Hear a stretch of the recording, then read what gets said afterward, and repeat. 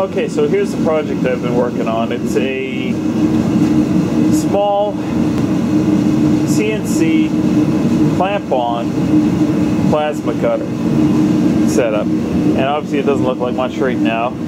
And I had it all together, and I had the stepper motors hooked up to it, and I was having some problems with some binding, and found I had a problem. And I was disappointed, especially when you see just how well that moves, to see that when it got to this end it was binding like crazy. And an observant person might notice, oh, now I'm looking at this and I'm thinking I'm looking at the wrong end. It's actually the other way around. So it was binding when it was coming to this end. An observant person might notice that the hole for the lead screw is slightly offset that way, and what was happening was obviously that it was just binding up when I hit this end.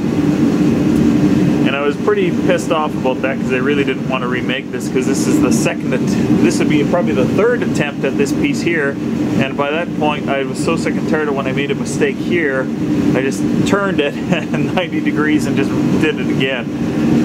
But I don't want to make this again, so what I'm going to do is I'm going to see how much I'm offset, and I'm going to bore this out to a larger size, and I'm just going to thread lock an insert in here that's made properly, and go from there. If I bore this out, it won't follow the original hole like a drill bit would. But regardless, this is another one of those cases where I wouldn't make it this way again if I did. I think I'd go with something a lot simpler. This was made with old dot matrix printer parts, and these are the slides that were used to guide the inkjet head. And I think that these were the platen rollers or something like that. It was two different inkjet printers I got parts from, or sorry, not inkjet, dot matrix printers that were sitting in the barn for however many years. Regardless, so I'm gonna unfortunately have to press this whole thing back apart again just to get this piece out. Then I'll make my measurements, bore that out, and I'll show you how I fixed it. Okay, so I pressed it all apart, and I looked at this hole, and it looks like I'm 27th thou that way, that it shouldn't be. So I can bore this out. This is a 1/2 inch hole. I can bore this out to probably 600 thou. Hopefully I've got a boring bar that'll go that into a hole that small, but we'll see how we go. If not, I can try chucking it in a lathe and see how I go there. I can indicate better on the mill where I want to put the hole, so honestly I prefer to do this on the mill. Oh well, anyways, we'll figure it out. Okay, I thought I'd describe some of my thought processes on the machining that I'm doing here. By no means am I a professional machinist. I'm an amateur with a capital A, so take anything I say with a grain of salt. But a couple of things to take note of. When you're clamping something in a vise like one of these style of vices, because of the way that the lead screw is, for tightening up the jaws here, what happens is, because it's underneath, the jaws will always pivot or they'll flex a bit this way and that way. So what that'll tend to do is tend to lift this up some. It may not lift it evenly, so I always use a rubber mallet to wail on it as I'm tightening it to make sure it seats down against the parallels, fairly well. And the reason why I'm using parallels, and you can see that it's lifted up some, because both parallels aren't firmly in there. I can't get a lot of up and down play on them. It feels about the same for either one, so I'm going to say that it's probably okay, but it probably could do with a little more beating, but I don't think it's gonna help then. So now what I'm going to do is I'm going to put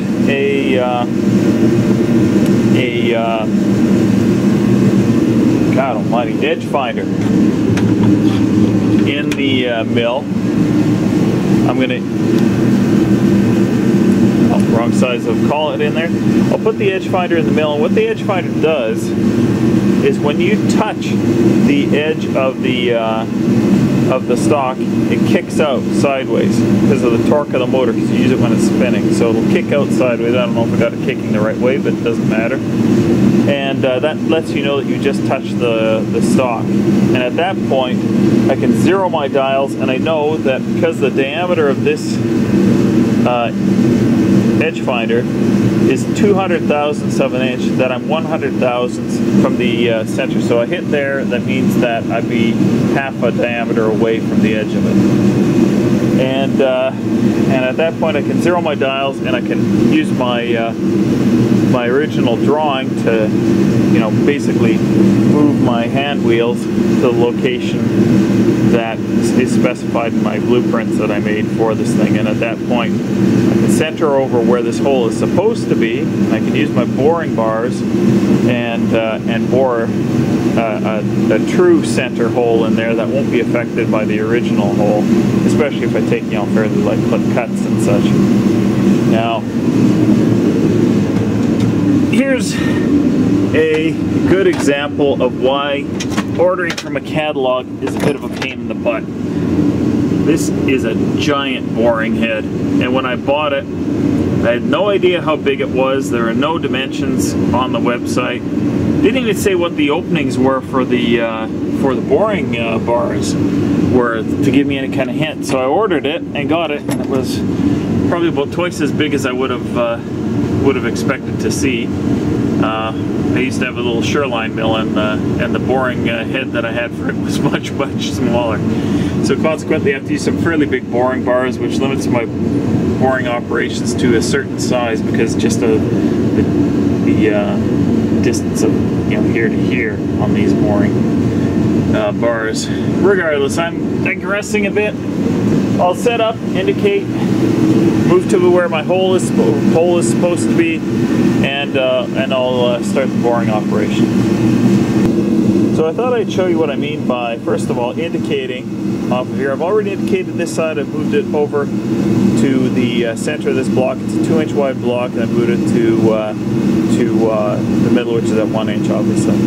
Okay, now I'll tell you what I mean by zeroing the dials. The dials on this milling machine have a little set screw that let me tighten it at a specific location so that I can zero it according to the zero mark here and the zero mark here. And that's a handy way for me to be able to say that, you know, when it touches off, I leave these loose when I'm doing edge finding. When it touches off and I see it kick to the side, I know, you know, I'll just I'll leave these loose. I'll dial it to that point so they line up. Actually, what I usually do is I hold it with one hand as I'm dialing, and then I'll tighten it when it kicks. I'll show you what I mean when it kicks. So I gotta turn the mill on, and put this right here, and dial her in, and I better make sure I'm turning the right way. Yep, there we go. You can see it's actually running very true, and you know it's getting very close to kicking off at that point. So I go a little bit further. I'm only going a few thou at a time. And you see it kicked right there, and that's what I mean by it kicking. Is it kicked to the side when it hit. So I can zero my dial at this point, and I'll probably be off by about a thou, because I should wait until just before that, but nevertheless, sure go the right way here. So I'm backing it off. It takes a while for, there's a fair bit of slop in the lead screws of this machine. I really want to change it over to some ball screws, but it's one of those things where you don't want to spend the money. I can get Chinese ones for probably about 80 bucks for this. And there we go, kicked off, and we're within half a thou of our other's zero mark point. So I think we're pretty close to being on. So anyways, hopefully that's a little bit of education for you. Oh! Now I think they guarantee, or they state, that an edge finder will only give you an accurate indication up to around a 1 thou or 2 thousandths of an inch, I think, is what they typically say. So just bear that one in mind. Anyways, now we'll go and adjust it to the center of where the hole is supposed to be, and we'll start a boring operation. Here's a happy cat.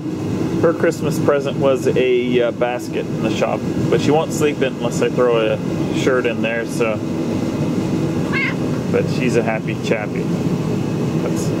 And the barn kitties, they got a better gift to some extent. They got a heated pad.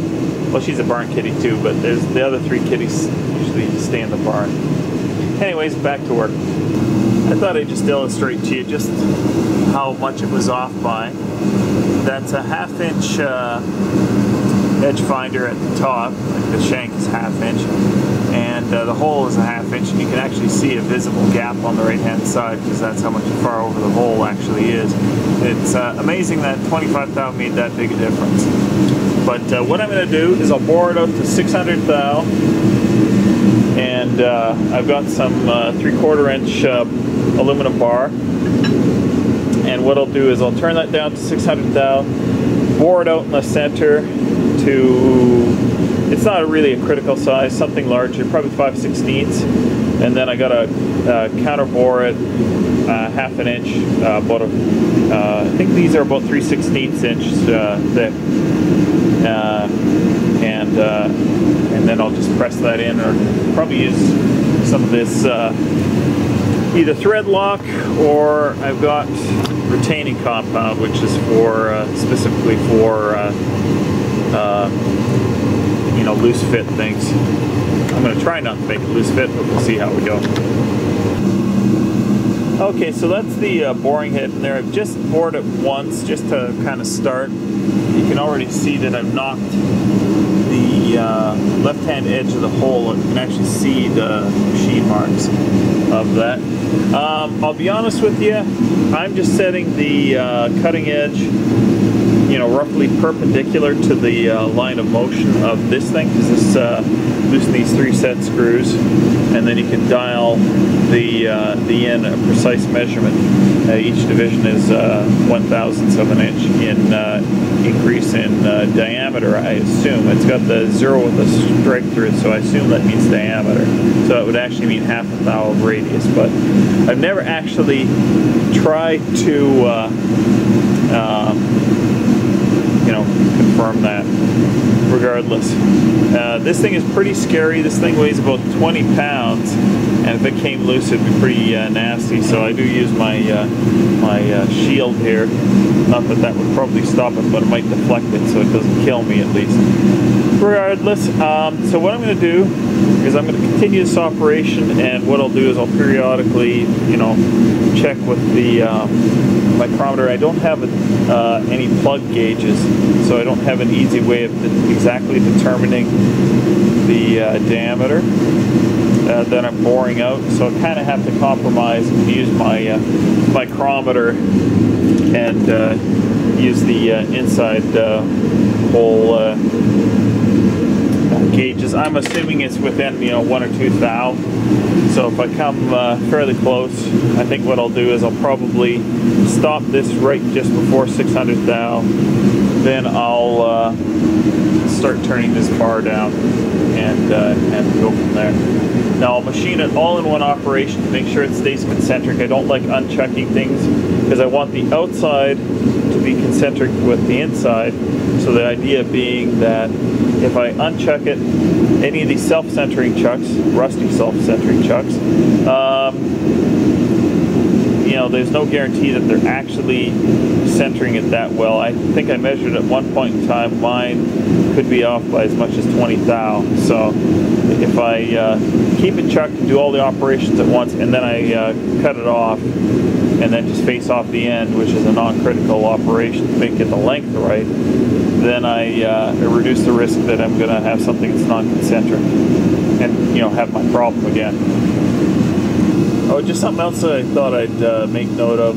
I'm taking fairly light cuts at first here. I'm not taking more than about 10 thou off, or at least 10 thou according to the dial on the side. Just because even though it's a boring bar and even though it's fairly rigid and it shouldn't pull, it's, you know, I still think it's going to pull a little bit on the light side. So it could, you know, make it slightly off center if I'm not careful at the start. Once it's boring the entire diameter, I think I'm okay. Just so you know, gibs are locked on both the X and the Y, so that the table will not move, or is not supposed to move. Okay, so I've bored it out and I've measured the approximate diameter, and it's my indicator is saying that it's about 570 thou, or 0.570.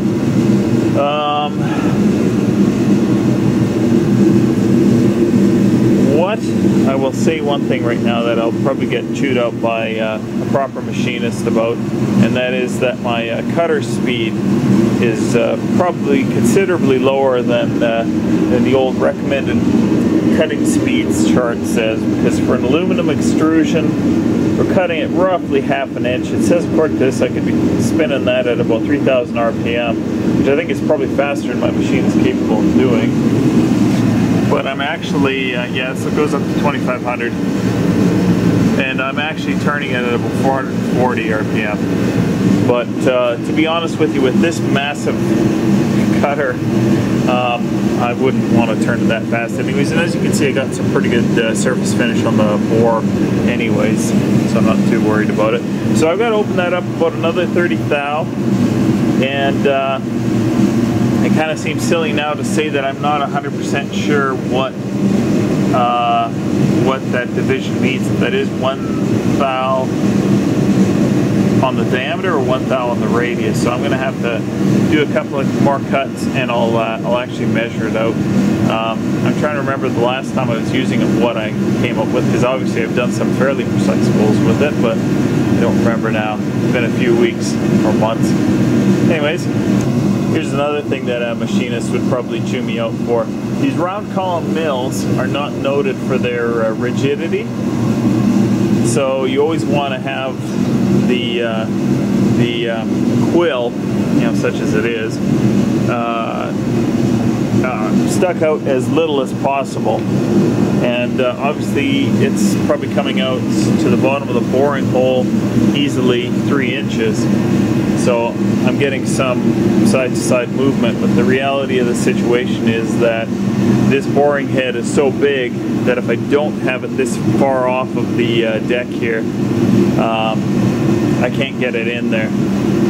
And obviously, as soon as you loosen up your column bolts here and adjust the quill height, or I'm missing my, because this is the quill, but I can't remember what that's called.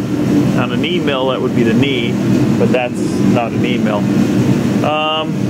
Regardless, as soon as you adjust this, the column flops all over and you lose all your setup. You have to go and re-indicate. So it's kind of, if you want to do repeated operations, it's kind of nice to not have to move that. Anyways, back to work, and rather than exposing my ignorance.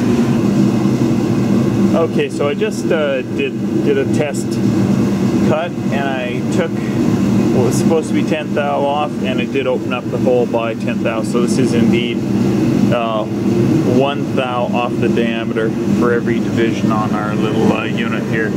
So it's actually taking half a thou off the radius, like I kind of guessed at the start. So there's your reminder. Kind of hate that I have to relearn this every time I come out to use this stuff, but such as it is. Okay, so near as I can tell, I'm about 2 thou under 600 thou, you know, boring this hole at 600 thou. So I'm going to leave it at that, and go and make the piece to insert into there. It's actually got quite a nice finish in there. You can actually almost see a reflection of some of the swarf that's down there. For anybody who's curious, I was using cutting fluid when I was doing this. See it all over the place, makes a bit of a mess, but nevertheless, we will leave this alone, and I'll make the other piece. And I got enough bar stock there, or round stock I should say, that I should be able to make at least a couple if the first one isn't satisfactory. Sweet silence. Okay, so I'm working on this. I decided to bore out the center first before I did any facing or turning operations on it.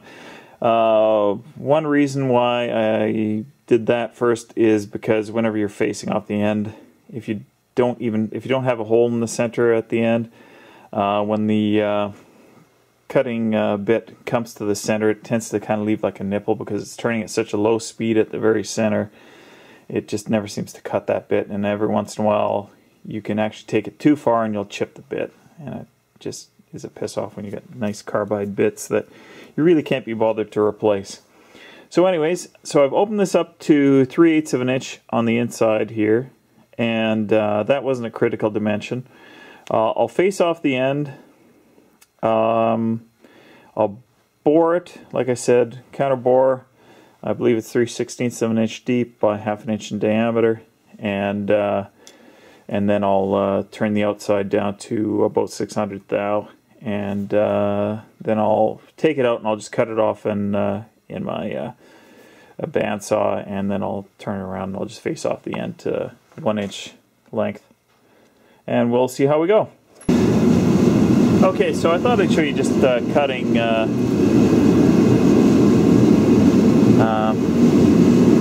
some stuff there. Oh, I wonder if I got a bit of a buildup of aluminum on the end of that. And a sec.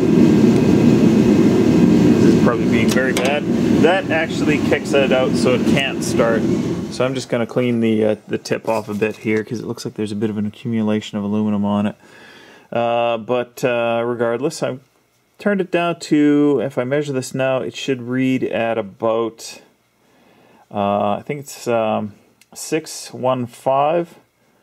So I'm going to start taking a lot finer cuts, and I might actually even slow down the infeed, but I'll show you a 5 thou cut. And you can see I'm getting some nice swarf coming off of this. It's a good way of telling if you got your cutting speed set right, because it comes off in one big curly cue. Anyways, let me sort this out, and we'll bring you back. Okay, so my bad. Thanks a lot, heater. I was not using cutting fluid for that, so it was sticking. Aluminum was sticking to the tip of the cutter. It's still cutting well, but it could cut better. Got a nice finish there. It's actually at 635, so I'm going to take it down to 600 thou, and we'll go from there. Well, that should be where I want it. I've got my speed up to 560 RPM, which is still well under what the chart recommends, but I think I'm fine with that. Even cast aluminum, I'm going probably slow for it, and this is extrusion. I think we're saying that we should be going around 1500, and we're going 500. And quite frankly, even at 500, it sounds like it's going pretty damn fast. So let me spray this with a little bit of WD-40, which is what I like to use as my cutting fluid on the lathe. And we will, I think I'm going to turn my speed down a bit, or infeed speed, because, well, I'll show you how fast it goes. I'll take a, shoot, what do I got this set to? You know what, now I've forgotten what my hand wheels were set to. Okay, we'll leave it at that, and we'll just take a quick pass and see how it goes. Okay, and we kick in our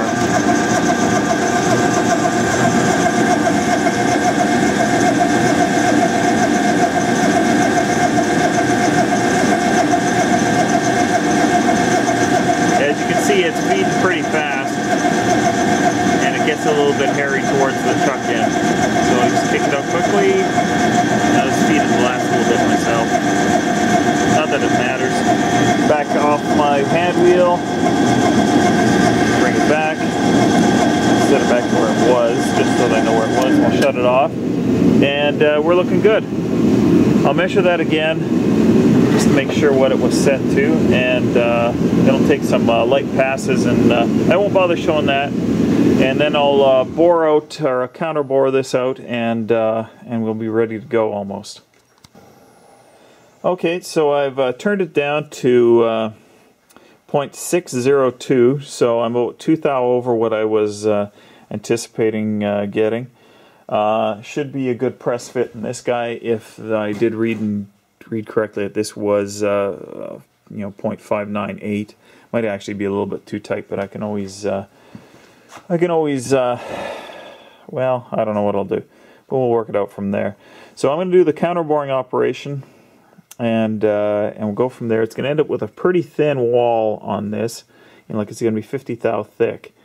But considering the fact that it's going to be pressed into another hunk of aluminum, I don't think it's going to be a problem.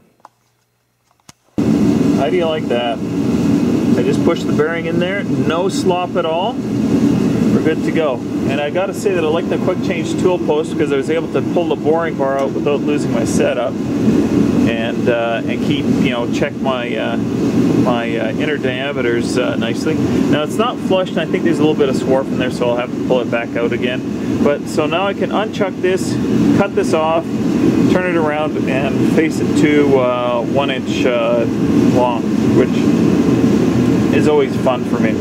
Anyways, we'll get to it. So I'm feeling suitably pleased with myself. Maybe that's a little obnoxious to say, I don't know. Anyways, bearing fits very nicely in there. I measured the wall thickness, and it is 49 thou, 49 and a half thou. Good thing to see is that you can see that using a drill, even in the lathe, doesn't come out quite so concentric. It's actually, you can see this side is thinner than that side. But that's not a critical diameter, that's just a passage for the lead screw to pass through, so I'm not too worried about that. The bearing was critical. Now I left this set up so that in case I wanted to bore it out a little bit more to make this easier to fit in there, I could. And I was debating whether or not I'd take another thou off, but it just seems to want to just about fit in there, eh? Like it just starts, basically. So I'm just debating that. I'm going to measure the outside diameter of this again, then I'm going to measure this diameter again, and I'll decide. I might take another thou off. The press should be able to press that into here. But I don't want to tighten up the bearing too much. I could make another problem for myself in that this gets crushed enough that the bearing suddenly starts to not work so well anymore. And it's actually quite a nice little, it's a router bearing actually is what it is. And it's actually quite a nice little bearing. So I'm going to sort this out and go from there. Okay, so I pressed it back together. Looks pretty good. I've measured it from the inside of the guide bar holes, whatever you want to call it, to the center edges of the bearing, and it's within about 2 thou, so I think that we're pretty good there.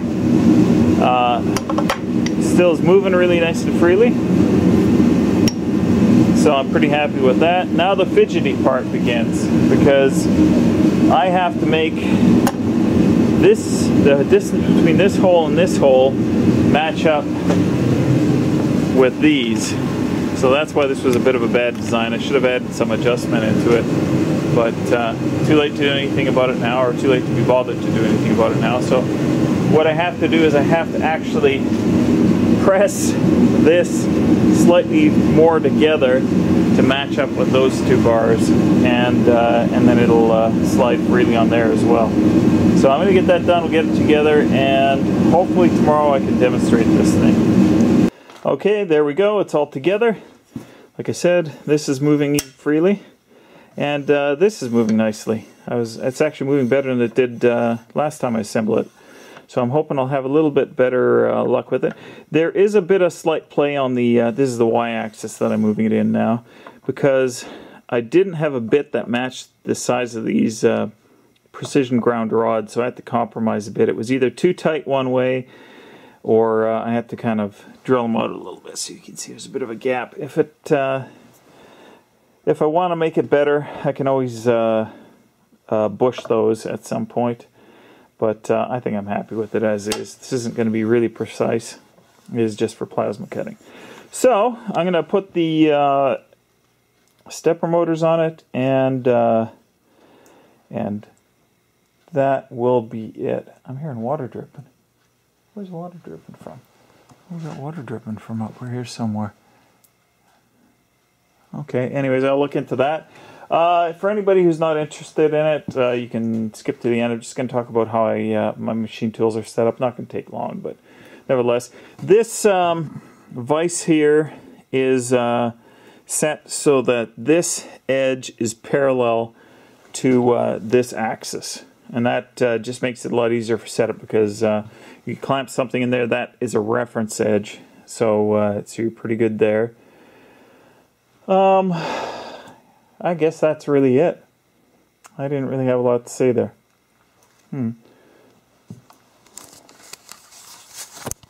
Anyways, guys, that's it for today. I'm going to go in, finish assembling that thing, and probably not do a hell of a lot more tonight. Okay, thanks, guys.